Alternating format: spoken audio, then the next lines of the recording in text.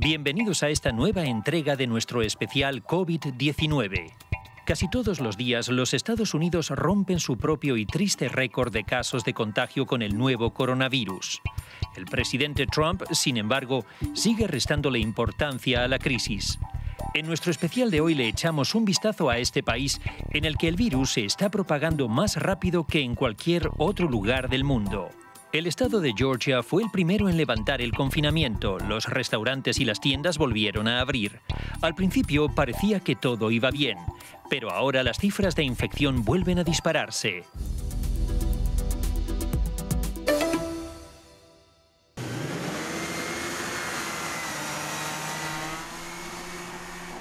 Parece que las cosas vuelven a la normalidad en Lake Allatoona, a solo 20 millas al noreste de la capital de Georgia, Atlanta.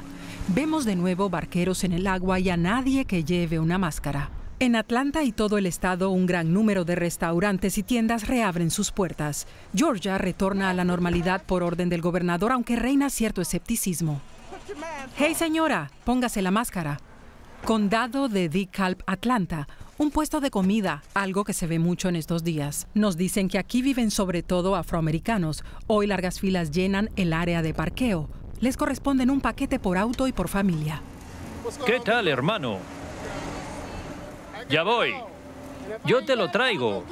Él es John Bills, chef de cocina. Solía tener una empresa de catering hasta que llegó el COVID-19.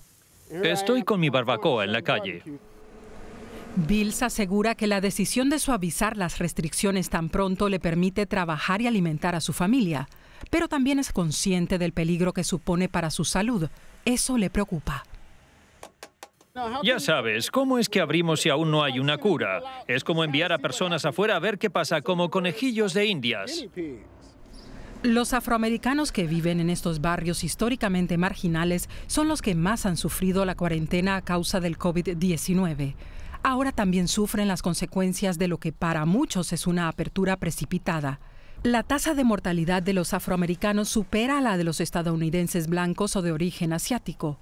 Nos reunimos con el pastor Anthony Motley. Para él, con la apertura, el gobernador pone en peligro de forma intencionada la vida de los afroamericanos. Como gente de la comunidad afroamericana, decimos a la gente que tiene que mantener la distancia social, que se proteja y que use la mascarilla. Este sacerdote considera que el presidente Donald Trump es responsable del elevado número de muertes por COVID-19 entre la población negra de Estados Unidos. Motley está convencido de que por eso Trump pagará un precio muy alto en las elecciones presidenciales de noviembre.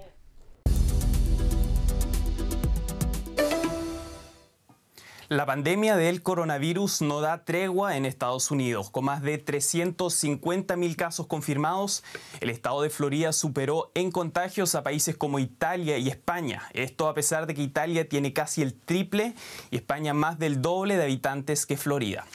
Solo la semana pasada las autoridades estadounidenses registraron 5 días consecutivos con más de 10.000 nuevos casos de la COVID-19 y sin embargo el gobernador republicano Ron DeSantis rechaza establecer el uso obligatorio de mascarillas y las autoridades defienden seguir adelante con la reapertura de los colegios. Y para profundizar en la situación en Florida nos acompaña desde Miami el periodista Alexis Boentes. Muy buenos días, Alexis. Hola, ¿qué tal? Un gusto saludarte y además darte la bienvenida a mi casa porque estoy en cuarentena viviendo esta pandemia en primera persona. Hace 2 semanas di positivo al COVID-19, como muchos aquí en el estado. Muchas gracias, Alexis, por acompañarnos hoy. ¿Cómo se vive en Florida la insistencia de reabrir los colegios en agosto a pesar de esta emergencia sanitaria?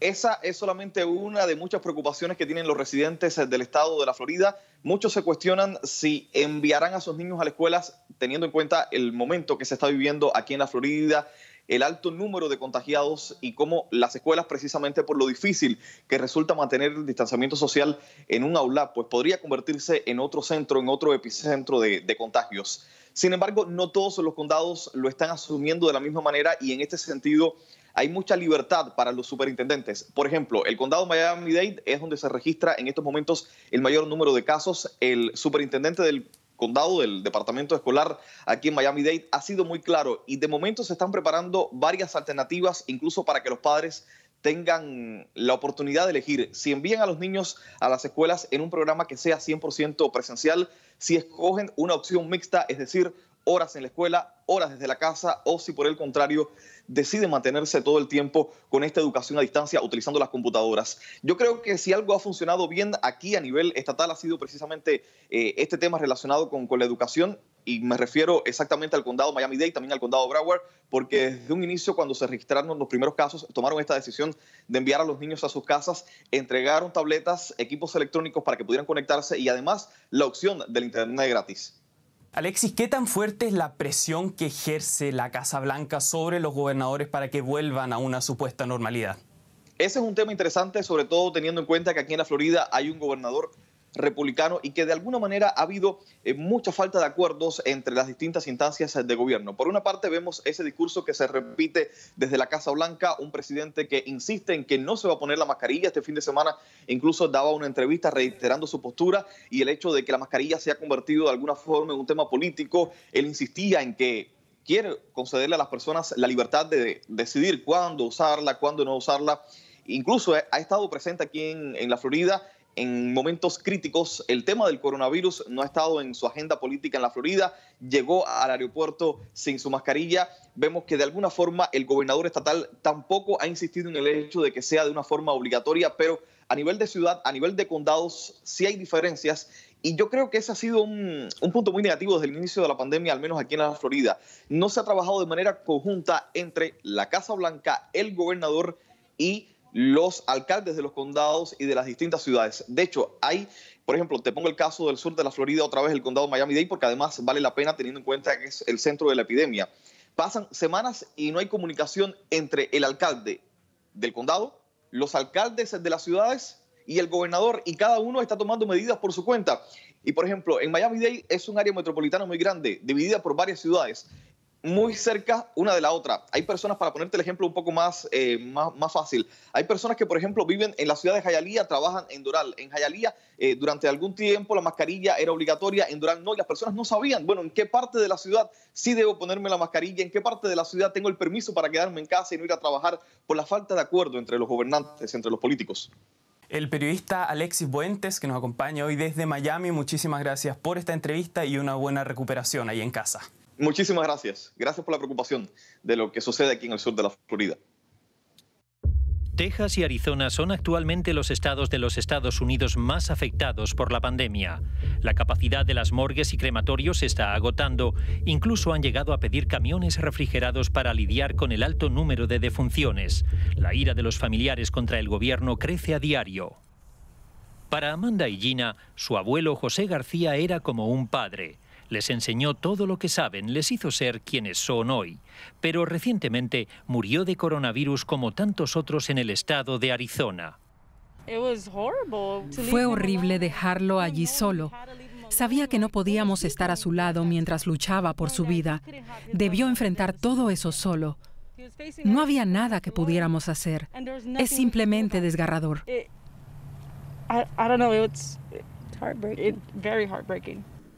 Una situación que Alasta conoce bien. Para él, incluso después de 38 años de experiencia profesional como director de una funeraria, todo ha cambiado con la pandemia de coronavirus. Casi 2.500 personas han muerto ya a causa del coronavirus en Arizona. Muchos hospitales están repletos de enfermos, pero también con fallecidos. Solo ha pasado poco más de una semana desde que enterraron a su abuelo. Amanda y Gina necesitan más tiempo para procesar esta pérdida, pero ya tienen una sensación muy clara sobre a quién culpar por su muerte. Deberían haber manejado esto mejor. Lo supieron todo el tiempo y no hicieron nada. Puedo entender que no se quiera causar pánico, pero por otro lado, mira lo que pasó. Podrían haberlo hecho mucho mejor. Podrían haber ayudado a la gente. La gente sigue enfermándose, siguen llegando a los hospitales y siguen muriendo. No lo entiendo. No es justo. No es raro que los dolientes encuentren la muerte injusta. Pero sí es nuevo que culpen a la política de forma tan directa. Al menos en Nueva York, el pico de la pandemia parece haberse superado, pero es una normalidad diferente. Teatros, óperas, museos, galerías, todo está cerrado y los artistas desempleados. Al menos ya pueden volver a salir a tocar en el parque, esperando ganar algunos dólares. Más de 2/3 de los artistas en Estados Unidos se han quedado sin ingresos y luchan por sobrevivir. La relajación paulatina de las medidas poco aporta a la cultura. En Chelsea, el barrio de las galerías, las puertas de casi todas las exposiciones están cerradas. Ahora, 6 meses más tarde, el miedo ha dado paso al funcionamiento, aunque funcionamos sin tener la mejor idea de lo que nos deparará el futuro. El Estado no ayuda, por lo que varias organizaciones que normalmente apoyan a los artistas en sus proyectos han unido fuerzas y otorgan subvenciones de $5.000 a quienes necesitan el dinero con más urgencia. Creative Capital es una de estas organizaciones. La gente no se da cuenta de que en este país hay 2,4 millones de artistas trabajando en jornada completa y 1,2 millones más en tiempo parcial. Su contribución a la economía se verifica en el hecho de que las pérdidas en el sector en Estados Unidos superan ya los $50.000 millones. El Museo Metropolitano de Nueva York también sufre grandes pérdidas, que alcanzarían los $150 millones. De momento, no hay razón para celebrar los 150 años desde su fundación. El museo podría no abrirse hasta finales de agosto, tras casi medio año cerrado, pero tomará algo más de tiempo recuperar los 7 millones de visitantes al año. 1/3 de nuestros visitantes eran extranjeros, algo muy relacionado con la metrópolis turística que es Nueva York. No creo que veamos una reactivación del turismo hasta que realmente se encuentre una vacuna. Sin musicales, obras de teatro o exhibiciones. Muchas partes de Nueva York, la ciudad que nunca solía dormir, han quedado irreconocibles.